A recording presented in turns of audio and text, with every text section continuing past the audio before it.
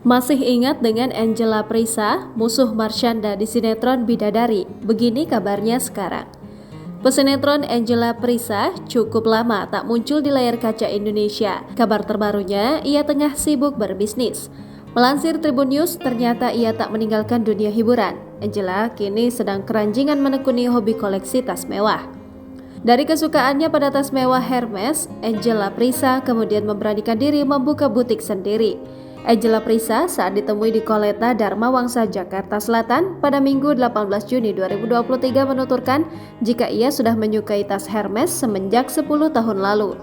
Angela Prisa melanjutkan jika ia juga sering diminta menjadi stylish untuk mix and match baju dan tas Hermes temannya. Mulai dari situlah Angela Prisa terpikir untuk membuka butik sendiri dan menjajal bisnis tas branded.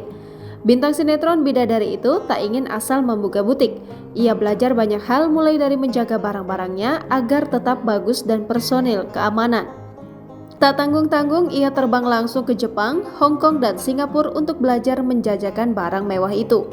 Dengan hadirnya butik miliknya, Angela Prisa berharap pecinta tas branded, khususnya Hermes, punya wadah untuk melampiaskan hobi untuk mengoleksi tas.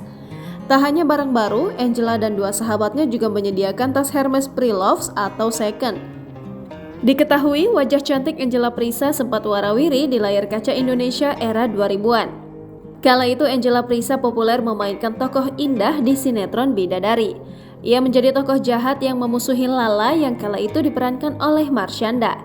Selain Bidadari, Angela Prisa juga sempat bermain di sinetron Inikah Rasanya, Jangan Berhenti Mencintaiku, dan Kupu-Kupu Malam. Untuk urusan akting, Angela Prisa memang sudah tidak diragukan lagi. Artis yang mengawali karirnya sebagai finalis Gadis Sampul dan cover girl Anika Yes ini memang lihai berakting di depan kamera.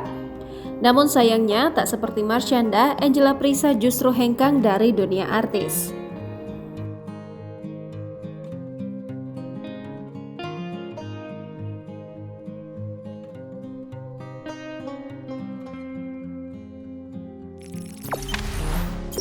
Jangan lupa subscribe, share, komen, dan like ya.